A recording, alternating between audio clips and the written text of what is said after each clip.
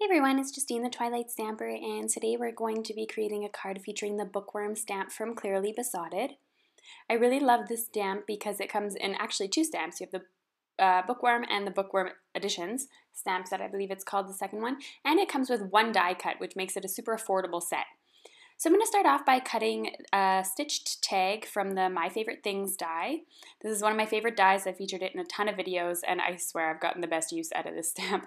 Next up, I'm going to cut the bookworm, or the little worm guy here. And the reason why I'm cutting this one out first is because it's solid in the middle, which means if I stamp it first, it's going to be a little bit harder for me to be able to cut it out perfectly. So I'm going to do my best to stamp this perfectly using my stamp press and some Memento ink, but there is definitely no promises going on here.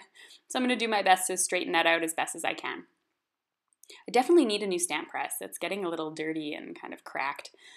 Anyway, I'm going to be coloring this in RV17, and the yellow is Y07, I think. I'll let you know about that in just a second. You'll see me color the bookshelf in the exact same colors that we're stamping right now, Memento ink. Alright, so I stamped the bookshelf here on the bottom of the tag, and I really like this bookshelf. I think it's really pretty, and it goes perfectly on the bottom of the tag. I think it fits just perfectly in between the stitching and everything. So that's a really great thing about this, and coordinating it with the tag.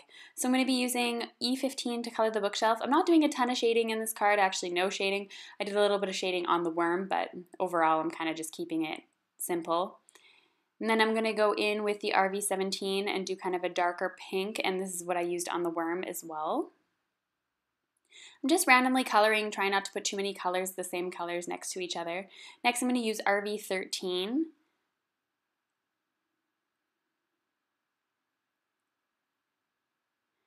Then I'm going to come in with Y17, so it wasn't Y07, it was Y17 that I used on the worm, which is kind of an orangey yellow color. So excited, I'm getting my Copic collection all filled up, and I'm really like stocked up in yellows these days. So I can't remember which ones are which anymore because I don't no longer have two. Alright, anyway, I'm going to go in and continue coloring these, and then I'm going to put some 3D foam tape on the back of my little worm guy here, but before I put him down, I have to stamp my sentiment.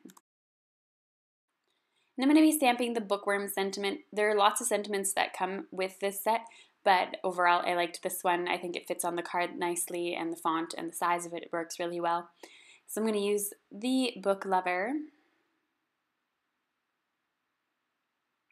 not bookworm, it's book lover, and I'm going to be stamping that. And I believed I used charcoal ink from Hero Arts, I think, yeah. It's been a while since I actually made this video, but then I got stuck with laryngitis and couldn't finish the videos and do the voiceovers, so that's why I'm kind of a little bit fuzzy on the details. Anyway, I added the worm, and then I added a little hole on the top that I punched into the tag so I can put some ribbon in there. My tool's kind of old, and it took me like both hands to punch down into the tag, but overall it worked. I strung through some silver ribbon from Stampin' Up. I believe this ribbon is retired, so you can't get it anymore, but it's just a standard silver ribbon. You can find it really anywhere.